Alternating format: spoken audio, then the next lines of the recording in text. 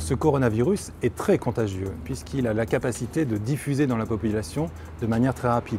Aujourd'hui, par exemple, si une famille est infectée par le coronavirus, les personnes du cocon familial sont généralement infectées. Après, ce que l'on observe, c'est que cette infection n'est pas forcément la même pour toutes les personnes. Le même virus va provoquer une symptomatologie différente d'une personne à l'autre.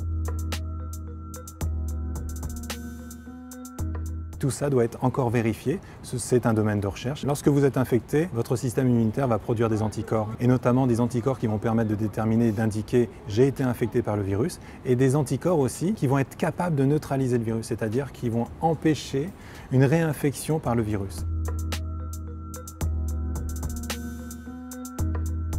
Le Covid-19, on le connaît en fin de compte que depuis très peu de temps. Donc mettre en place des médicaments demande du temps, et plus que 2 mois et demi. Il y a des thématiques qui sont lancées, il y a la vaccination, il y a le test de nouvelles molécules. Pour aller un peu plus vite, ce qu'on essaie de trouver, c'est des molécules qui existent déjà, donc qui ont déjà été produites, et vérifier si ces molécules ont un effet contre ce virus. Donc ça fait appel à des essais cliniques qui sont mis en place.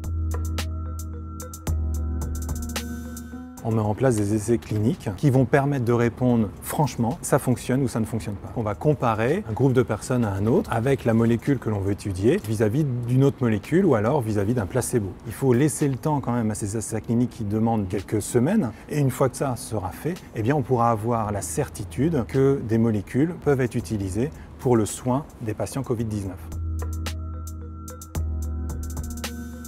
La mise en place d'un vaccin, qui ne sera pas prêt tout de suite, il sera prêt dans plusieurs mois, voire 1 an, va être intéressante. Par exemple, si ce nouveau virus devient saisonnier comme la grippe, eh bien, il faudra protéger la population et notamment les personnes à risque comme les personnes âgées, les personnes porteuses de pathologies.